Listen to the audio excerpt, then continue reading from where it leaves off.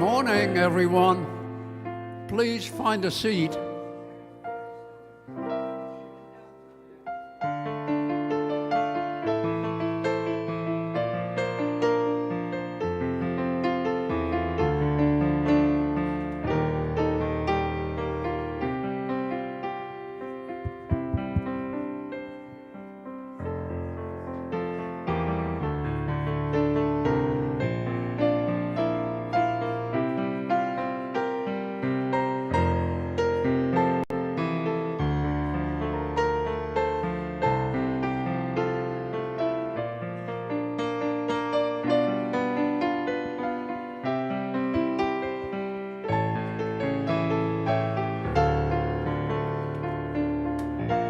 Good morning.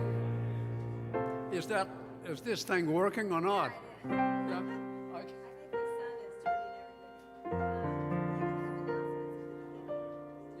have announcements, and okay, people. Okay, you have an announcement, and so does Liza, and then Greg has a bunch of announcements. Are you talking about the Greg announcement? No. Yeah. Hey, thanks for letting me know that Greg's thing is okay. That was a. I tried to. Yeah.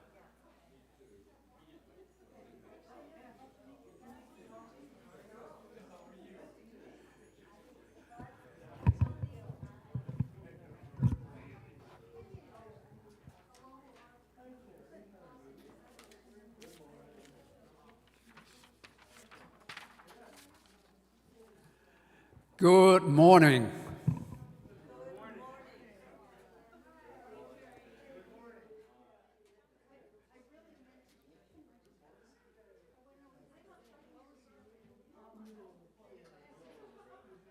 This is about.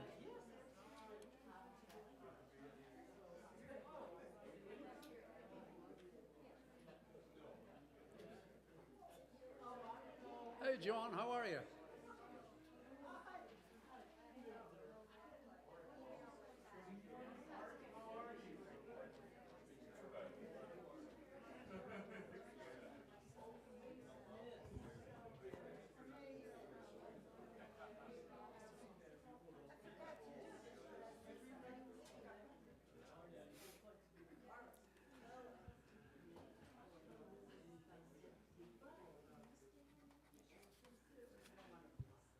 Good morning.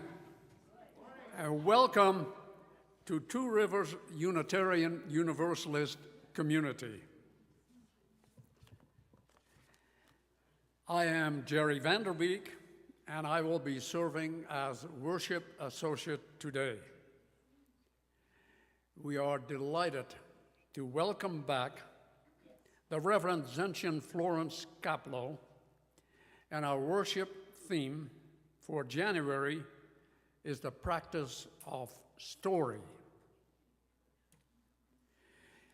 If we have any guests who feel comfortable introducing themselves or being introduced, we invite you to do so now.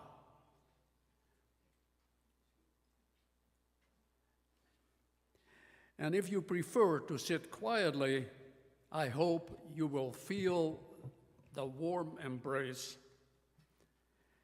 For guests online, please use the chat to introduce yourselves. Anyone? And we invite everyone to join us after the service for coffee and lively discussion. Our gratitude also to Kathy and Greg Feinsinger for serving as setup hosts, and to Nancy and Bill Flood, our coffee hosts. And thank you, Ellen Stapenhorst, for making the long journey to provide our music this morning. And of course, to our co-music directors, Paul Dankers and Mika Sherpy.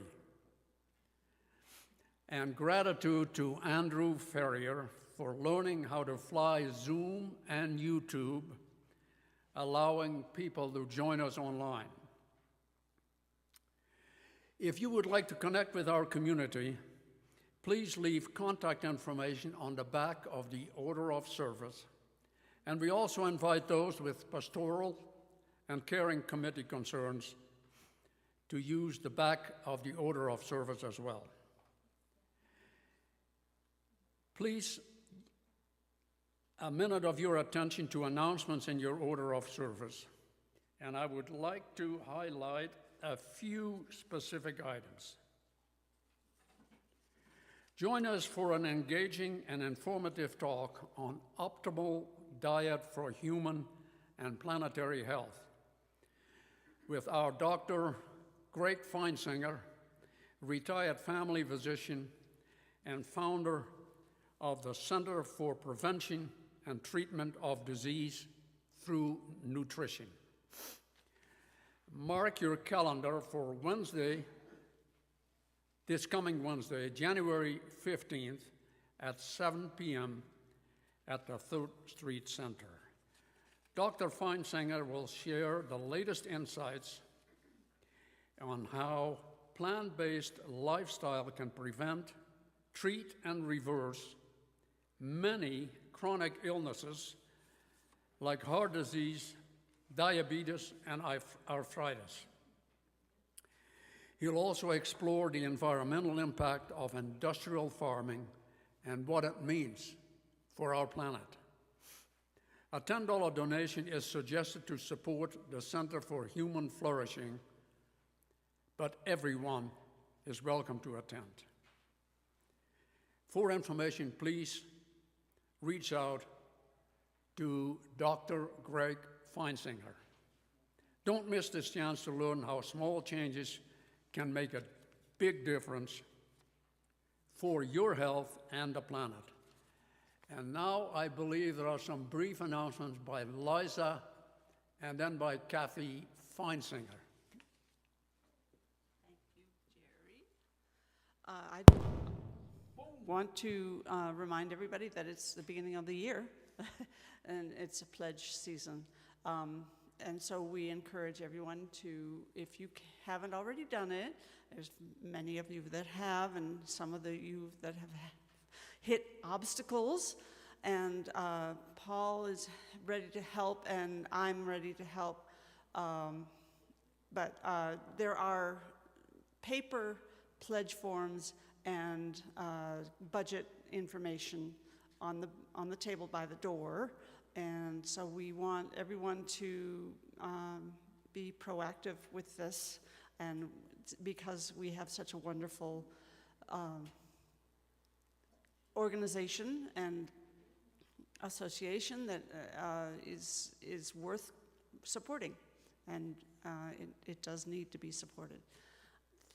Thank you very much. Kathy?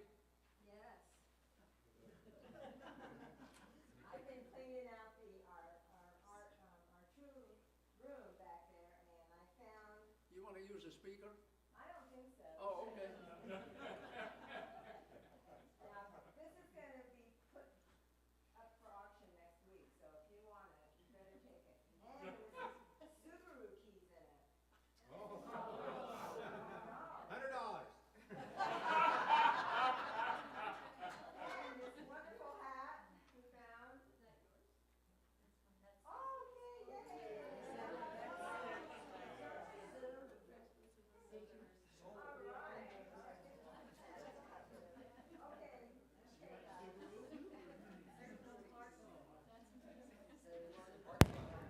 Thank you for that announcement. And now, please silence your phones, watches and the like as we move into worship with a musical prelude by Alan Stapenhorst. Thank you. Thank you.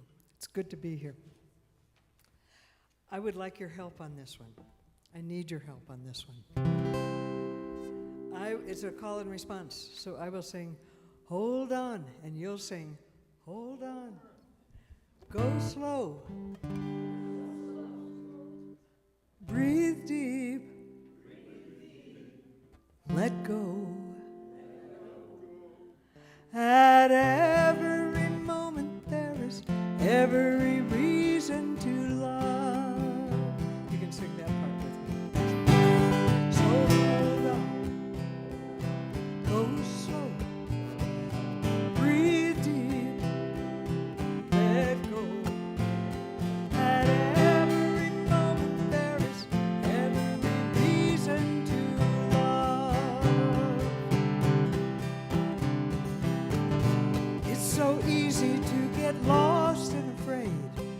travel down that negative road. It'd be easy with a little change of mind to get lost and found in love. So hold on, go slow, breathe deep, let go. At every moment there is every reason to love. There are reasons for everything, at least we can see it that way. Choose the reasons that make your heart sing and live in them every day. And hold on, go slow, breathe deep, let go. At every moment there is every reason to love. In the good times, hard climbs, slow lines, even stop signs. At every moment there is every reason to love. It's a lifetime of remembering to be here and now. A simple thing in a complicated world. Breathe deep, remember how, and hold on, go slow, breathe deep, let go. At every moment there is every reason to hold on, go slow, breathe deep, let go. At every moment there is every reason. At every moment there is every reason. At every moment there is every reason to love.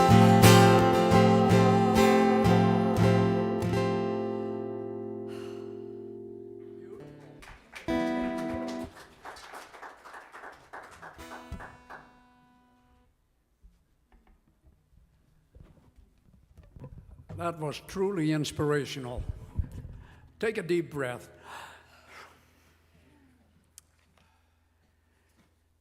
The chalice lighting is from the poem Determined Seed by the Reverend Laura Wallace.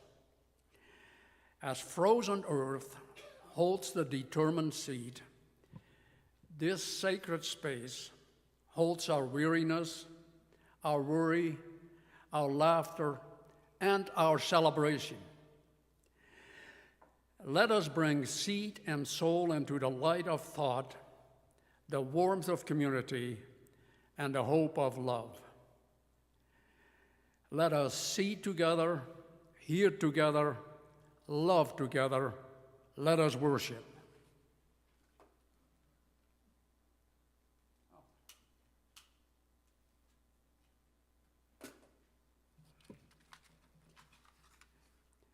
Please rise in body and spirit, or spirit, for our opening hymn, and we will remain standing through our song aspiration.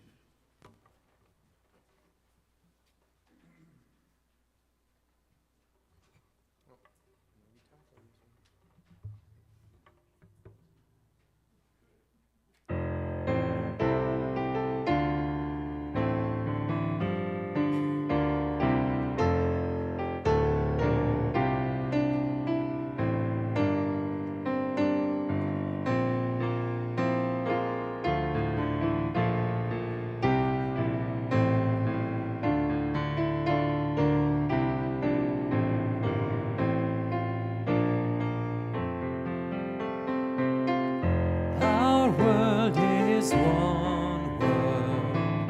What touches one affects us all. The seas that wash us round about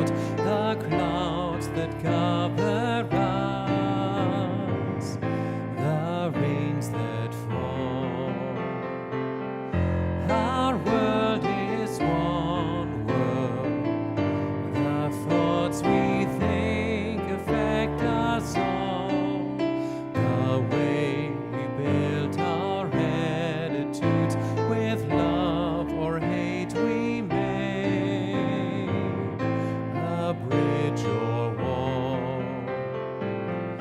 Our world is one world. Its ways of wealth affect us all. The way we spend, the way we share. Who are the rich or poor? Who stand or fall? Our world is one world, just like a ship that bears us all, where fear and greed make many holds, but where our hearts can hear a different call.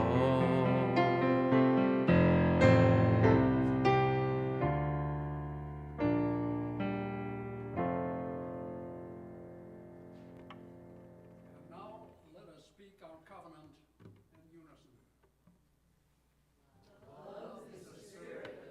Community and service is its law. This is our covenant, to dwell together in peace, to seek the truth in love, and to help one another.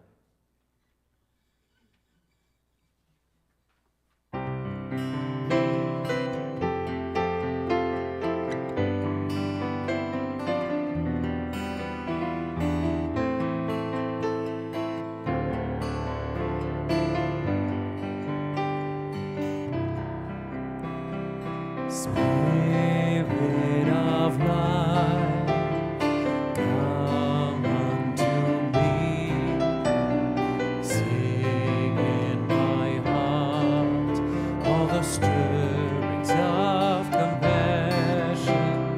Blow in the wind, rise in the sea, move in the hand, giving life the shape of justice.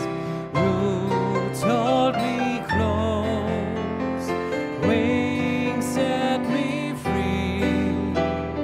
Spirit of life, come to me, come to me.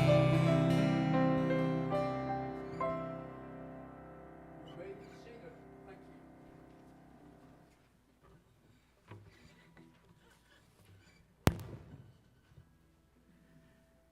The wisdom story today is The Beautiful Tiger by Christopher Buse.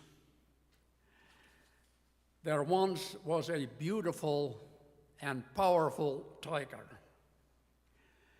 One day she was captured by a mean and cruel man who put her into a cage.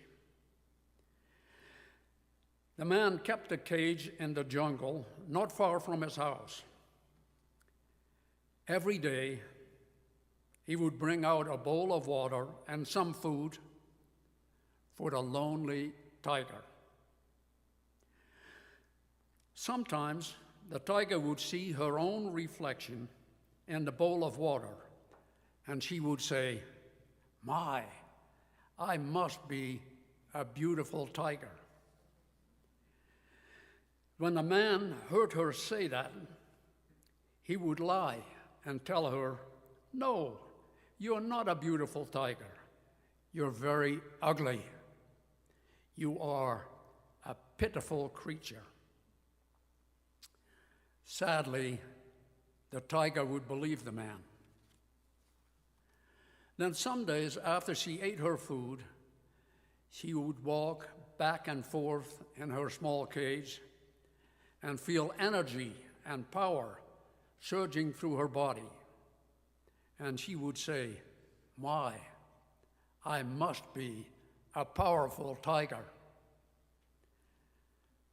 When the man heard her say this, he would lie to her and tell her, "No, you are weak and puny. You're a pitiful creature."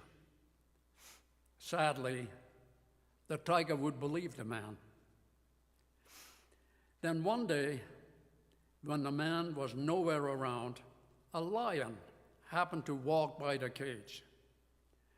The lion saw the tiger inside, and he spoke to her. Beautiful and powerful tiger, what are you doing lying about in that cage? Don't make fun of me, replied the tiger. I know I'm neither beautiful nor powerful. Hey, I'm not making fun of you, said the lion. You are surely the most beautiful and powerful tiger I have ever seen. I'm only surprised to see you lying here when you are clearly strong enough to break out of that cage. Hey, you really think I could break out of here? Asked the tiger. Oh, quite easily, I think, replied the lion. The tiger was not so sure at first. She had been told so many times that she was a weak and pitiful creature. But suddenly, it seemed that she could feel the energy and strength moving through her body. She began to pace back and forth in her cage. And then, almost without a thought, she leapt against the cage door, and it flew open without any resistance. Once outside, she seemed dazed. Hey, that cage didn't even have a lock on it, she said. I spent so much time of my life in here, and the door wasn't even locked. The lion looked at her with her soft brown eyes and said, those kinds of traps don't need locks, for it is the lies that we believe in that keep us in our cages. And it is the truth that will set us free. Now is the time in our service where we For our all pastoral acknowledge those prayer and we hold meditation in our today, hearts this for morning, our pastoral who are prayer not here and in this meditation space. today, Those we love who are facing challenges. Those we love who are celebrating milestones. And those we love who have passed away. By saying their names in this space, the TRUU community can hold your sorrow and joy as well. Please speak so everyone can hear. And for all those that haven't been named, you are also in our hearts. Please join with us with Reverend Florence in the spirit of prayer and meditation. Reverend Florence.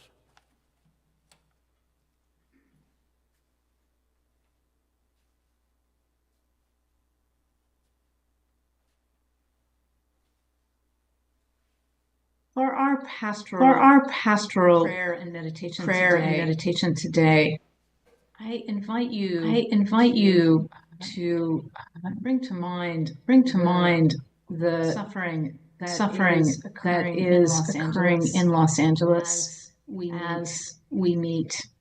I imagine that some of you have people in your lives that you love and care for who have been evacuated or have perhaps even lost homes in this last week. I know that there are more winds ahead of Angelino's coming up.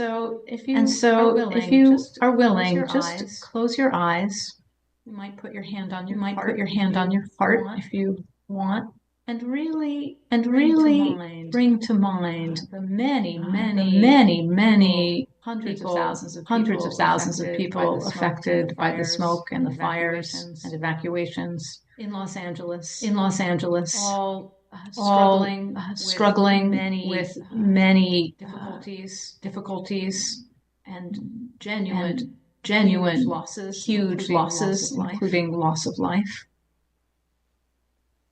Just imagine your arms and heart big enough to wrap around all of those who are experiencing such suffering at the moment.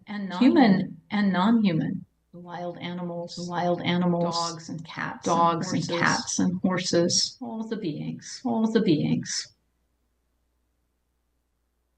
And we can just take a moment in our collective space here and send out a blessing to those in Los Angeles.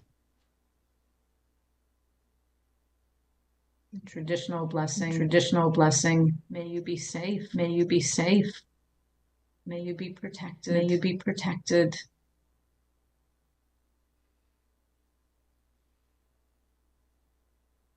May others come forward to care for you this time of fear and loss.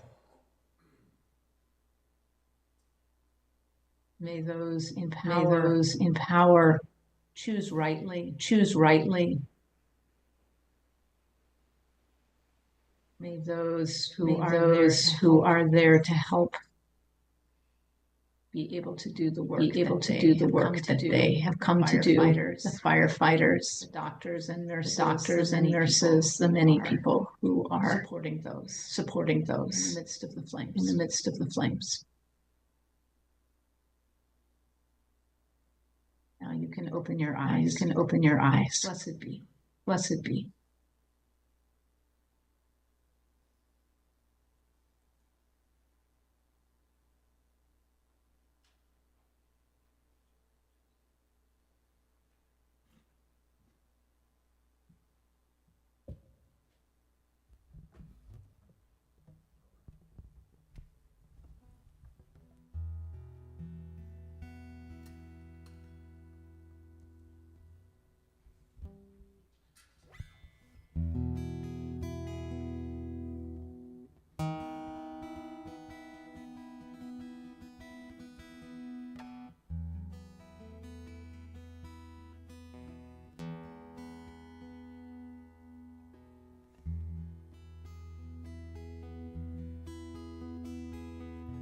World of wonder, world of change, world of trouble, world of pain, world of beauty, world of ease.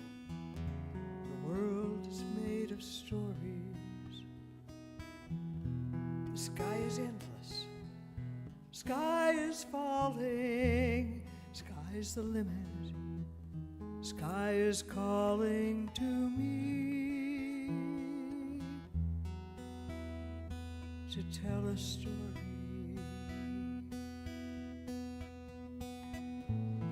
Tell a good one, tell it strong. Let my love undo what's wrong. Don't give in to lies and fear. Do what I can while I am here. Tell a different story. Try to speak what's true. There is so much yet to know, so much yet to do. Tell a different story. When things are looking grim, I don't know how things will go, no matter where I've been.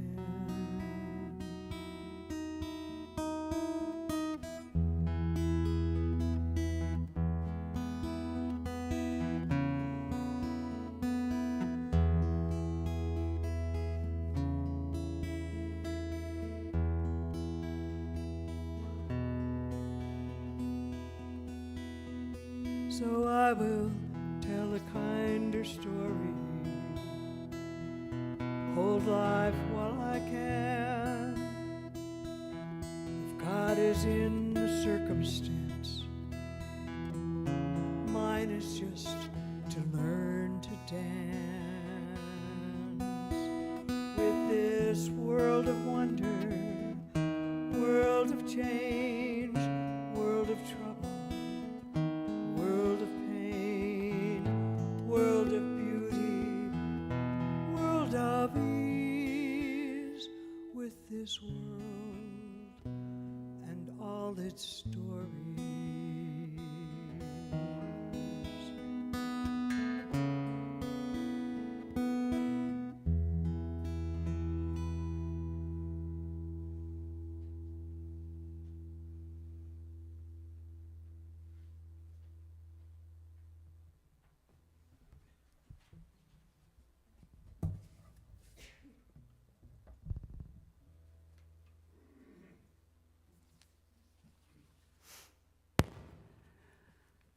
Our reading today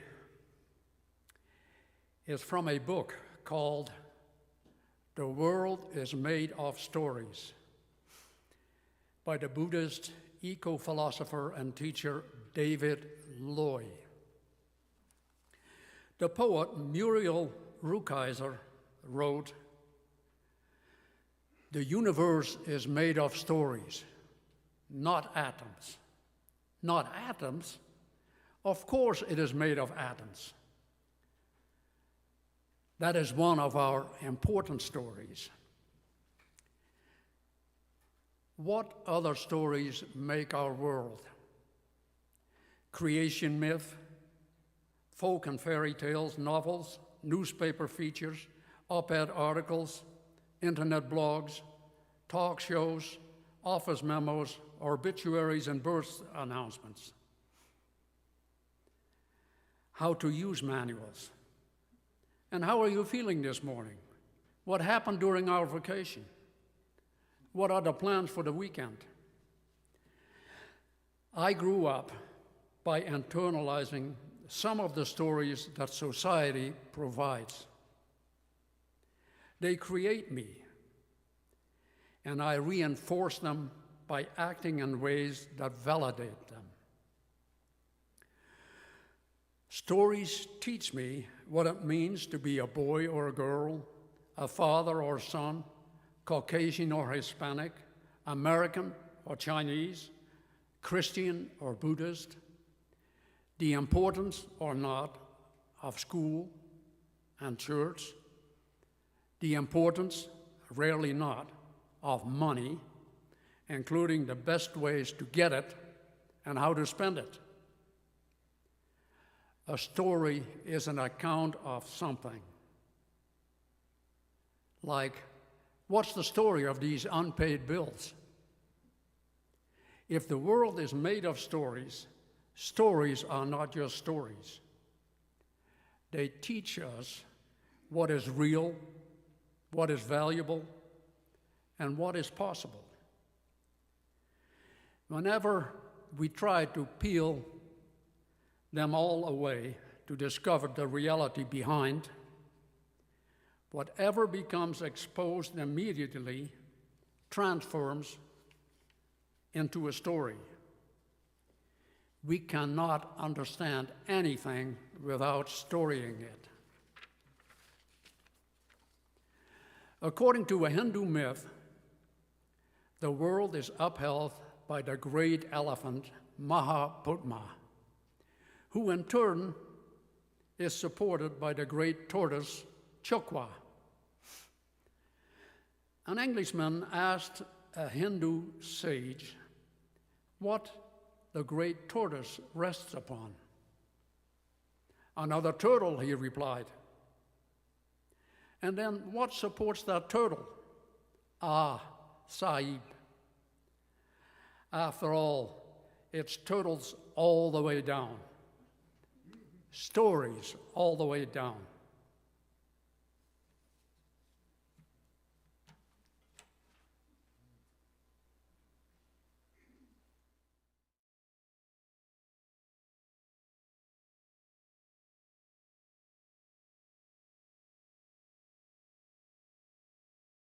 Good morning from snowy central Illinois.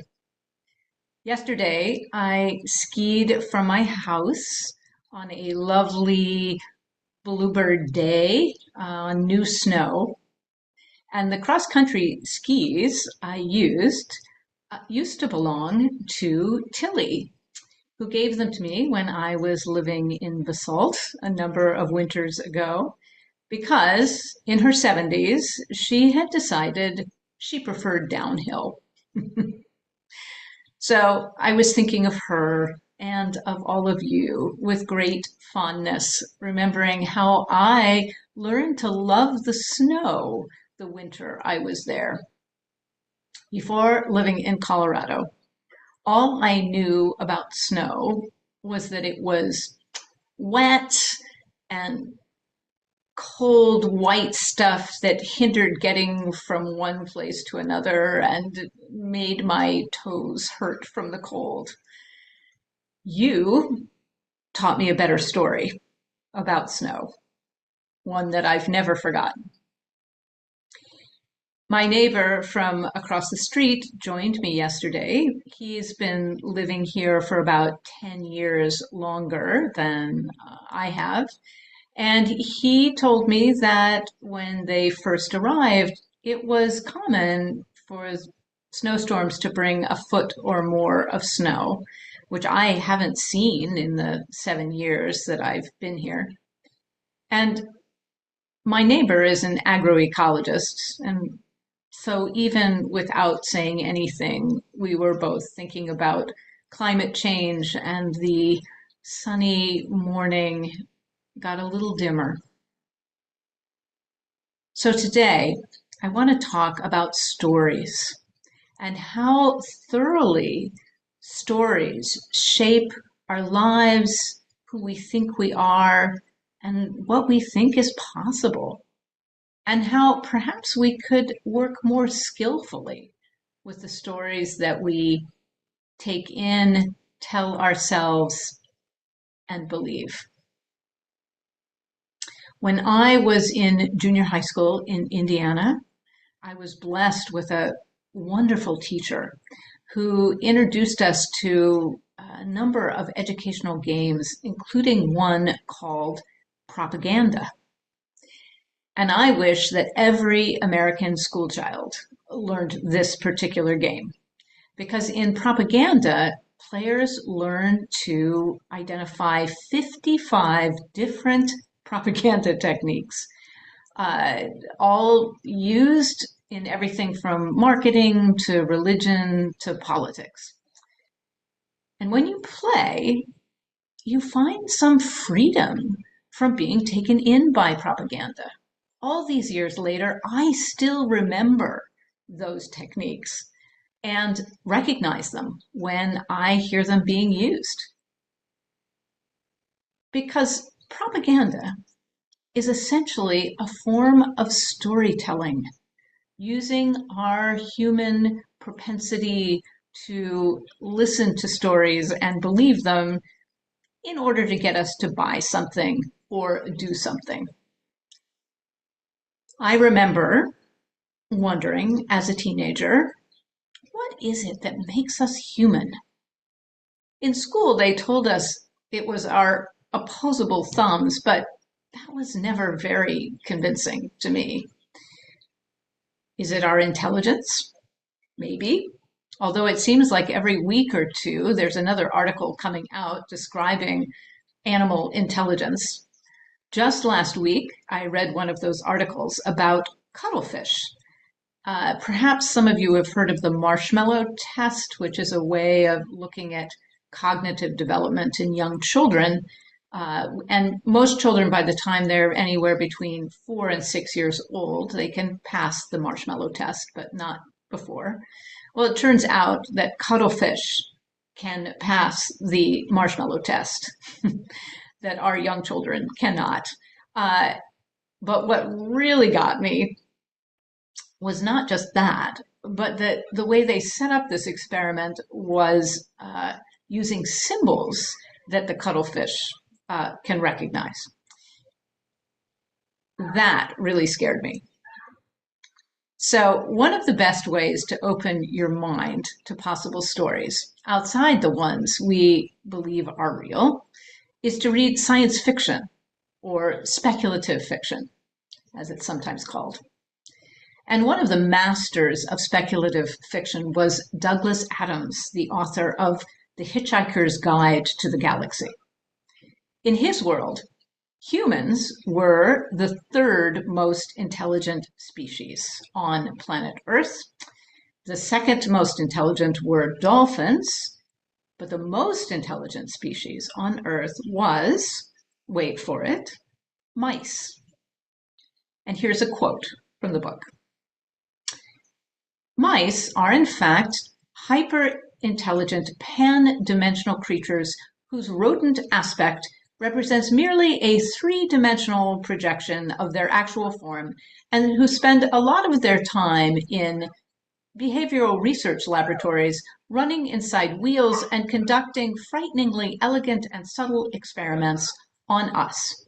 The fact that once again we completely misinterpreted this relationship was entirely according to these creatures' plans. End digression. So, what does make us human, if it's not our intelligence? It may be our storytelling, our capacity, our passion for storytelling. One of my favorite books is a collection of essays by Gary Snyder called The Practice of the Wild. And in it, he describes humans as an animal who, for millennia, have been telling stories around the fire, much to the amusement and pleasure of the other animals listening just outside the edge of the firelight.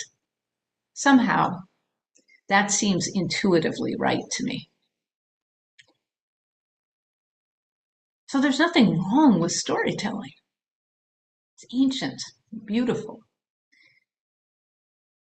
It's really at the heart, perhaps, of who we are. But it gets us in so much trouble. Let me repeat that. It gets us into so much trouble. Not the stories themselves, but the way we believe them. You heard the reading by David Loy earlier. Here's another excerpt. The limits of my stories are the limits of my world. Like the proverbial fish that cannot see the water they swim in, we do not notice the medium we dwell within. Unaware that our stories are stories, we experience them as the world. And to illustrate this, I want to tell you another story, or a story within a story. We've had several snowstorms over the past week, and during some of these storms, I have been reading a sweet little book of speculative fiction called The Raven and the Reindeer, about a girl named Gerta who goes far to the north to try to rescue her friend Kai, who has been kidnapped by the Snow Queen. Maybe some of you know what I had completely overlooked until I got to the end of the book, that this is a reimagining of the Hans Christian Andersen story, The Snow Queen. In this version, Gerta ends up falling in love, not with her friend Kai, who doesn't really want to be rescued anyway, but with the robber girl she meets along the way. But that's another story. So after finishing the book, I looked up the original story. And I was shocked at how the story began. Maybe when you hear this, you will also hear the resonance with the tiger story we heard earlier. Once upon a time, there was a very, very bad hobgoblin, and he created a mirror which had this peculiar power. Everything good and beautiful that was reflected in it seemed to dwindle to almost nothing at all, while everything that was worthless and ugly became most conspicuous and even uglier than ever. In this mirror, the loveliest landscapes looked like boiled spinach, and the very best people became hideous. All those who went to the hobgoblin's school, for he had a school of his own, told everyone that a miracle had come to pass. Now, they asserted, for the very first time you could see how the world and its people really looked. They scurried about with the mirror until there was not a person alive, nor a land on earth that had not been distorted. He carried this mirror up to heaven itself, but then dropped it. And it shattered into hundreds of millions of billions of bits, or perhaps even more. And now it caused more trouble than it did before it was broken, because some of the fragments were smaller than a grain of sand, and once they got in people's eyes, they would stay there.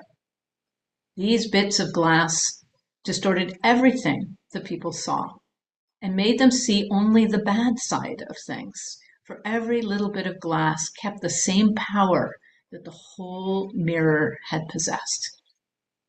A few people even got a glass splinter in their hearts, and that was a terrible thing, for it turned their hearts into lumps of ice. And that's how the story of the Snow Queen begins. So I just wanted to point out one line that really struck me. Now, they asserted, for the very first time, you could see how the world and its people really looked. And it reminds me of something that several people told me independently after the election, that the election had made them doubt the goodness of humanity, and this was the worst thing. I have not lived with a television in my home since I was 17 years old, deliberately. And although this has made me culturally really clueless, it does mean that when I see something on an actual television, say in a motel, it's painfully obvious to me that it is not unlike the Hobgoblin's mirror. It is pretending to be reality. In fact, some of it is even called news. But actually, what it is showing is what I call the dark view of the people creating the content. A world of violence, often against women, of shallowness, of materialism, of rampant end-stage capitalism. And I don't think this is deliberate on the part of the creators. I think it is the world they see and live in. But it's pernicious. It's contagious. And I think there are people in the political world who are also feeding us that story of who we are for their own purposes. And it almost seems to me that we are all believing this, no matter where we are on the political spectrum. And I hope that I can convince you, in what time is left, that we have a choice here. So stories can limit us and convince us that this world and humanity is broken beyond repair, that climate change is inevitable and there's nothing we can do about it. I could go on, the many stories that are so easy to believe. But I want to suggest another way to work with stories. And this is from David Loy again. When our accounts of the world become different, the world becomes different. We challenge a social arrangement by questioning the story that validates it. When people stop believing the stories that justify the social order, it begins to change. When French people no longer accepted the divine right of their king, the French Revolution ensued. And this is a quote, "Change the stories individuals and nations tell themselves and live by," writes the Nigerian poet and novelist Ben Okri, "and you change the individuals and nations." Another one of my favorite writers of speculative fiction, the late brilliant novelist Ursula K. Le Guin, wrote this: "Storytelling, and telling multiple kinds of stories, is dangerous to those who profit from the way things are, because it has the power to show that the way things are is not permanent, not universal, not necessary. We will not know our own injustice if we cannot imagine justice. We will not be free if we do not imagine freedom. We cannot demand that anyone try to attain justice and freedom who has not had a chance to imagine them as attainable." This is precisely what Gandhi did in India and what the Reverend Dr. Martin Luther King Jr. did in America, along with a lot of other great civil rights leaders. They held up a different kind of mirror, a mirror that said another reality is possible and another way of being human. We were not stuck with how we'd always done things. Maybe not easy, but possible. And the world changed.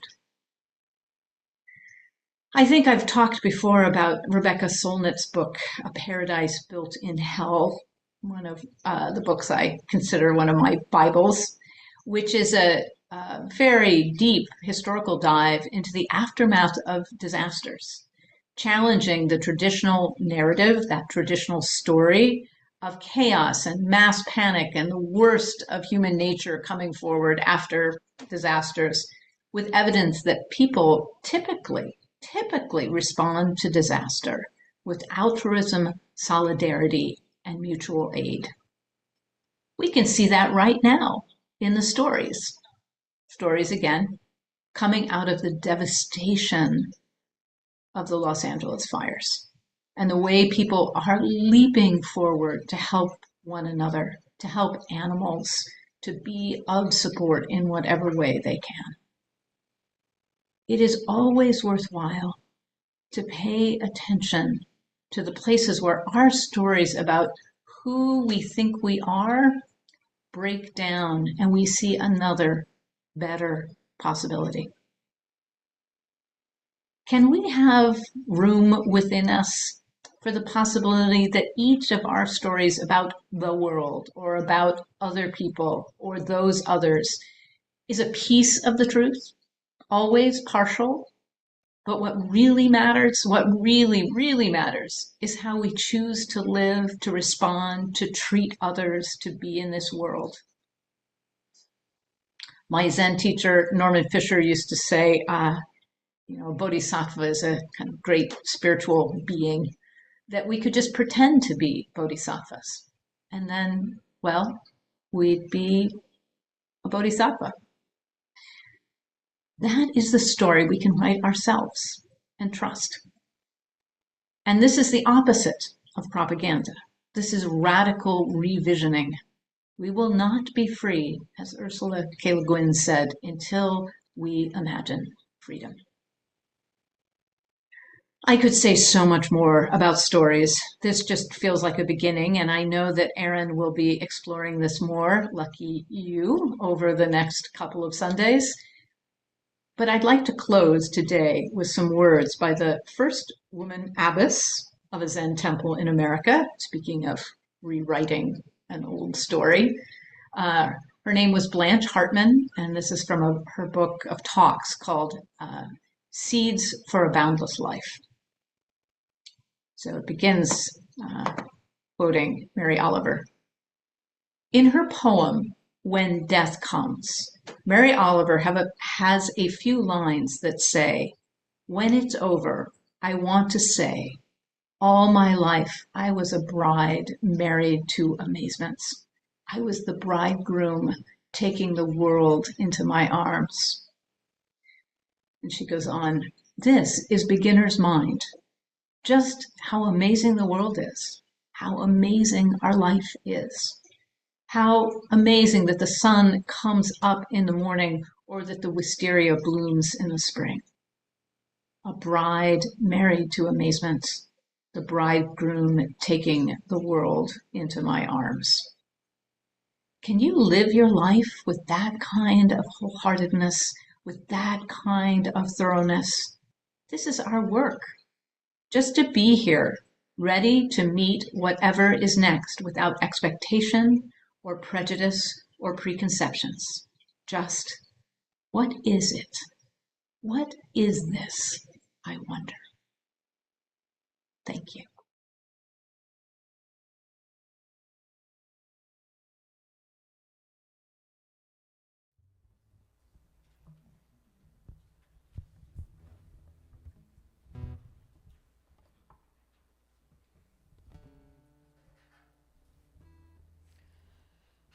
That was pretty wonderful.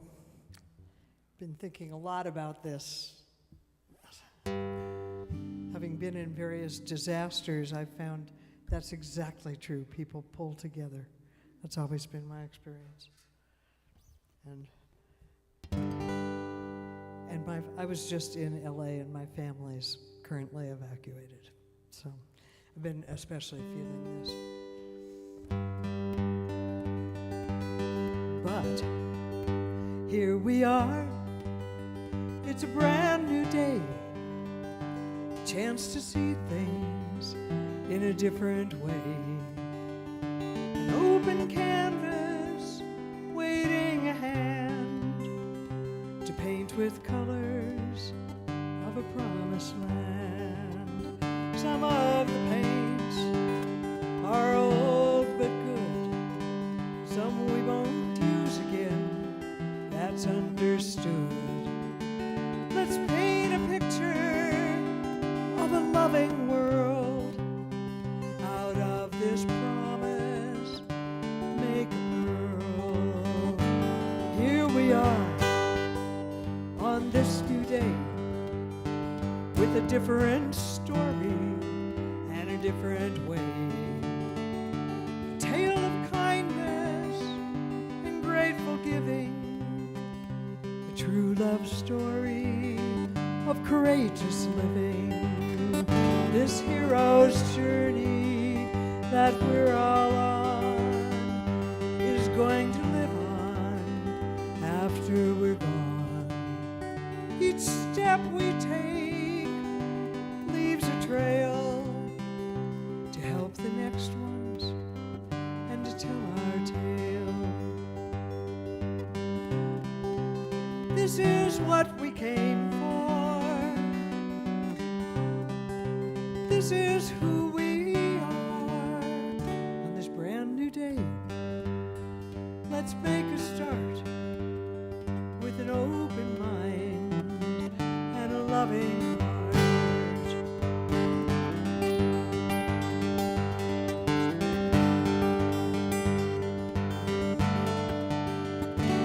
Here we are. This is today. This is our story. This is our way. We are making the world we know. Plant a good seed and let it grow. Bring together the broken hearts, mending fences and mending hearts.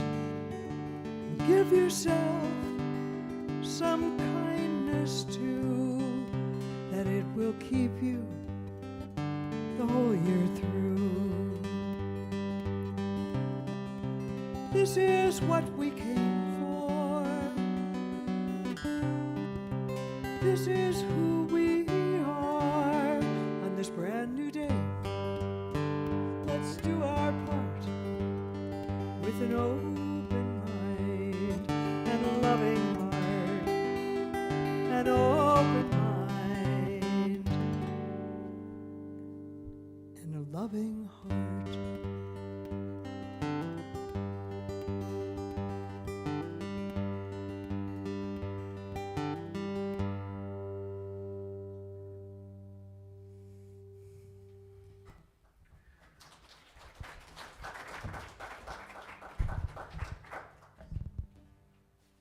That's us.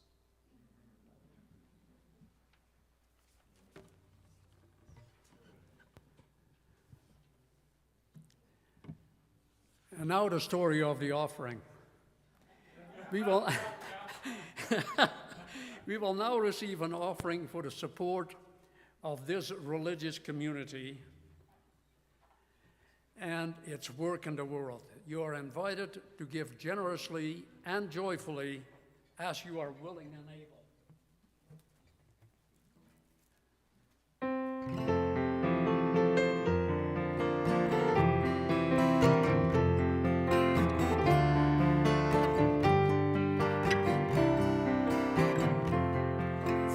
You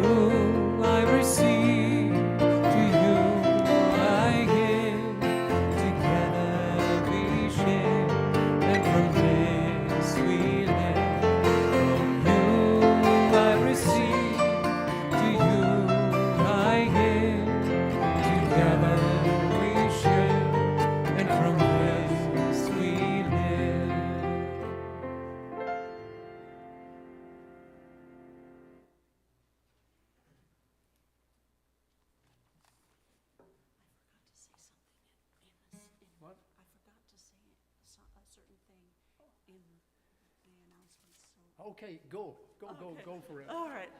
I just want to tell everyone, we're going to have a congregational meeting on the 26th of January after the service, where members who have pledged and given will be able to vote on the new budget for 2025. I hope to see you there. Thank you. Okay. Please rise and body your spirit for our closing hymn.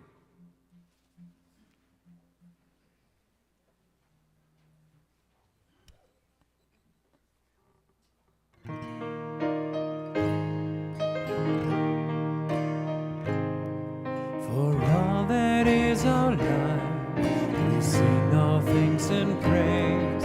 For all life is a gift which we are called to use to build the common good and make our own days glad. For needs which are the services we give, for work and its reward, for hours of rest and love, we come with praise and thanks for all that is our life.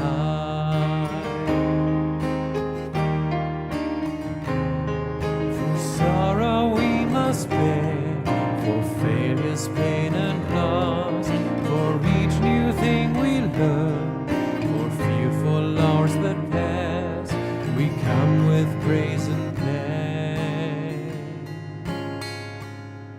for all that is our life.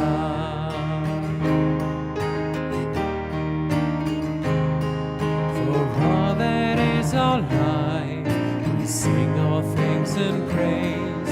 For all life is a gift which we are called to use to build the common good and make our own days glad.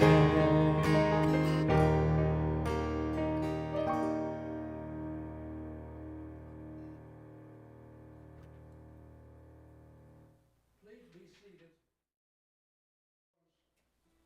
Will provide our benediction.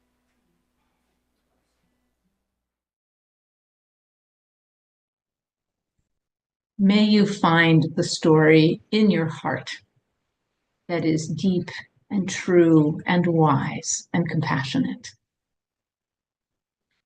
And may we all meet this day as a bride married to amazement, as the bridegroom taking the world into our arms.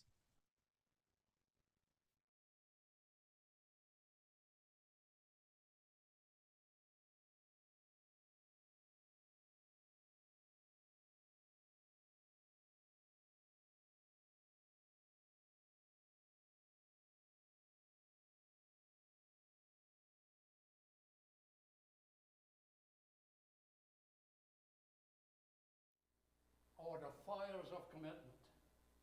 These we carry in our hearts until we are together again.